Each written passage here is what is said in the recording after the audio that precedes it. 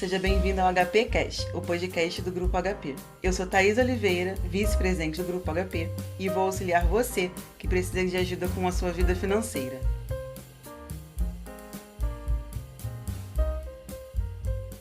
Hoje nós vamos estar aqui com o Dr. Marcos Saramago, médico oncologista, que vai conversar com a gente sobre a importância do diagnóstico precoce do câncer de próstata. Olá, Thaís. Meus agradecimentos a todos do Grupo HP pelo convite. E é uma honra e um prazer poder falar um pouco sobre câncer de próstata na temática do Novembro Azul, que nosso desejo como oncologista é que o Novembro Azul se estenda para todo ano, que a prevenção e o cuidado no câncer de próstata seja uma constante nos homens, assim como as mulheres se cuidam regularmente com seus médicos. Então, isso é muito importante, porque a gente tem 1.600.000 novos casos de câncer de próstata no mundo e 366.000 mortes ao ano. É o segundo câncer mais frequente em homens e a cada 40 minutos um brasileiro morre de câncer de próstata. Então, essa é a importância desse evento para que a gente divulgue e tenha o diagnóstico precoce. Porque quando a gente tem diagnóstico precoce, a gente tem 90% da possibilidade de cura. Então, isso é fundamental. E quais são os fatores de risco do câncer de próstata? Acho que é muito importante. O principal fator de risco para o câncer de próstata é a idade, né? A gente tem estimativas que aos 40 anos os índices de câncer de próstata são em torno de 3%, mas isso se eleva à proporção que chega aos 80 anos, isso aí vai para em torno de 40%. Mas não é que 40% vão manifestar o câncer de próstata, porque hoje em dia a gente diagnostica muito mais que antigamente. Então, a gente tem que saber quais são os cânceres de próstata que vão levar a uma agressividade, devem ser tratados, qual devem ser observados. Vou entrar um pouco mais disso mais à frente. A etnia, os homens negros têm cânceres mais agressivos de mais jovem. A obesidade é um fator de risco. O cigarro também é um fator de risco importante para o câncer de próstata. E a dieta. A dieta desempenha papel fundamental no câncer de próstata. A gente sabe que a dieta com carnes processados, ela tem uma tendência, os pacientes têm a tendência ao desenvolvimento do câncer em geral, incluindo o câncer de próstata, e a dieta rica em ômega 3, flavonoides, ela tende a reduzir isso e, nomeadamente, o tomate. O licopeno, que está presente no tomate, ele é importantíssimo na prevenção do câncer de próstata. Daí a importância da sua alimentação para evitar.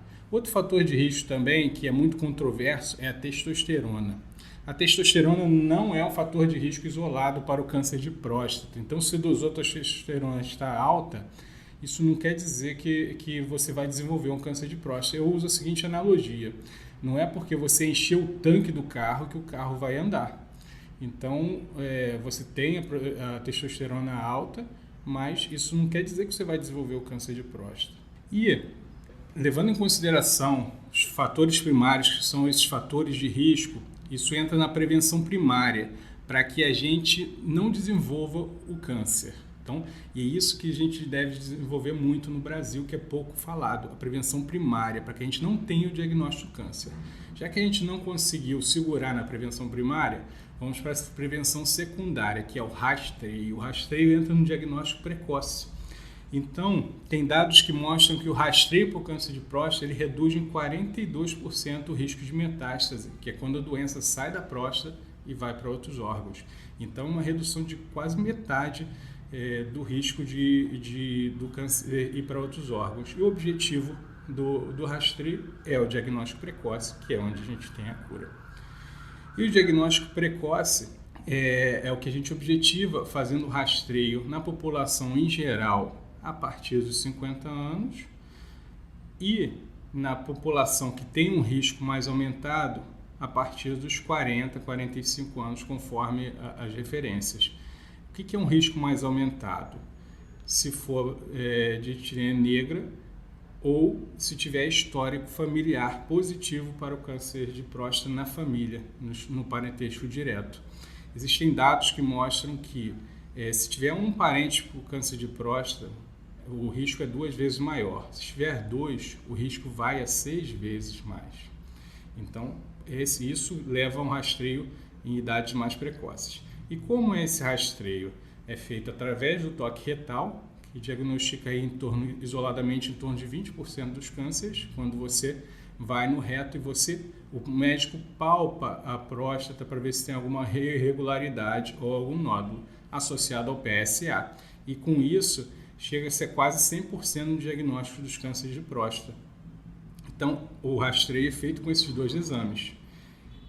Lembrando que o PSA isolado ele não deve ter uma interpretação taxativa, como sendo câncer de próstata se estiver aumentado.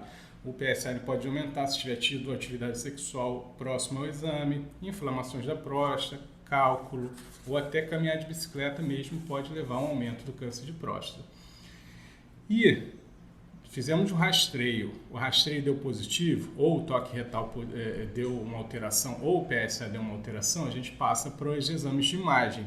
Exame de imagem, no caso, seria uma ressonância da próstata e seguindo com uma biópsia, para a gente elucidar se realmente houve alguma coisa ali. E aí, com base nessa biópsia, vamos considerar que deu positivo para o câncer de próstata. Vem no laudo um que a gente chama de Gleason. Gleason é uma categorização do tipo de agressividade do câncer de próstata. A agressividade em si a gente vê pelo Gleason, associado ao PSA inicial. O Gleason é uma categorização que atualmente vai de 6 a 10, sendo de 6 a 8 os mais frequentes, que não são tão agressivos, e 9 a 10 os cânceres mais agressivos. Então, para a gente saber a agressividade do câncer de próstata, que é categorizado em baixo risco, risco intermediário e alto risco, a gente leva em consideração o Gleason, que é o que veio na biópsia, com o PSA inicial. E com base nessa categorização de risco, a gente parte para o tratamento. Quais os tratamentos desse câncer, considerando ele inicial? Ele pode ser feito com cirurgia, com radioterapia da próstata, com ou sem o bloqueio hormonal. O que é o bloqueio hormonal? É quando a gente inibe a testosterona, que aí, se tiver escapado alguma célula neoplásica, a gente bloqueia que ela não se manifeste. E uma segunda forma de tratamento seria observar. Porque, como eu disse lá atrás, o câncer de próstata não é todo ele que vai se manifestar. Hoje em dia a gente diagnostica muito mais. Existem estudos lá atrás que foram feitas autópsias nos pacientes, nos soldados, principalmente do Vietnã, soldados americanos, e foi visto que uma grande parcela dessas pessoas elas tinham câncer de próstata, mas poucas se manifestavam.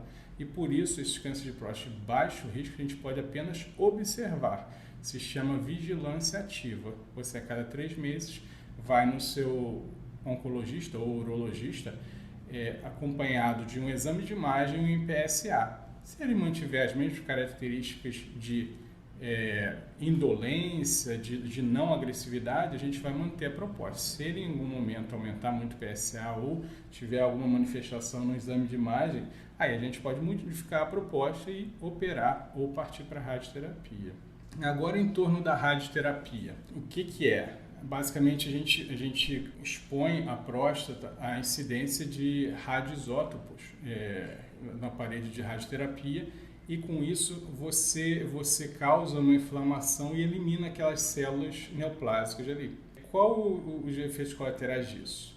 Pode dar algum nível de disfunção erétil, pode dar alguma retenção urinária e pode haver alguma lesão do reto, que o reto está coladinho ali à próstata. Então, pode haver alguma retite actínica, ou seja, inflamação do reto pela radioterapia.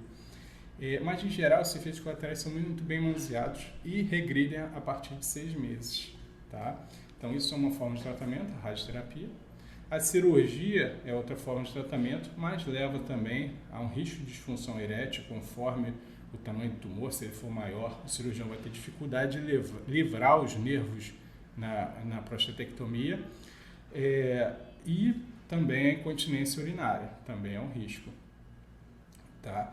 E o tratamento que eu disse foi a hormonoterapia. E qual é o risco da hormonoterapia? Você tem uma perda de massa muscular e, se for sexualmente ativo, também leva a disfunção erétil. Afinal de contas, você vai baixar muito a testosterona desse paciente. E, em consequência, a testosterona a gente sabe que tem um efeito protetivo nos homens contra a doença cardiovascular. Então, pode aumentar o risco de doença cardiovascular, mas existem alguns inibidores hormonais de última geração que reduzem muito esse risco, tá?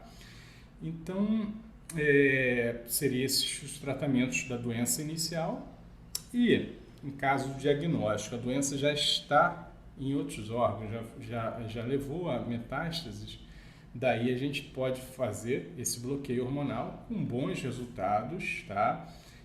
Ou quimioterapia, tá? Quando a doença realmente está muito disseminada. Mas isso é uma prática, digamos, de poucos casos no consultório. Em geral, você consegue controlar a doença com hormonoterapia durante muito tempo, muitos anos, tá?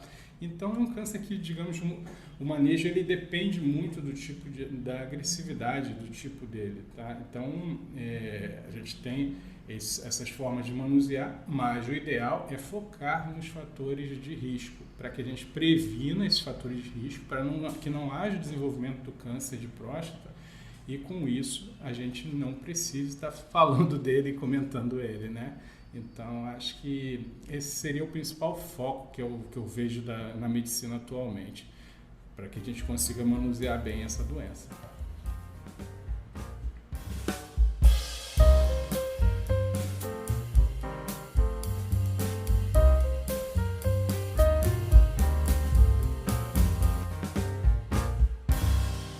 E esse foi o HPcast de hoje. Para mais informações sobre o tema, basta nos seguir nas redes sociais.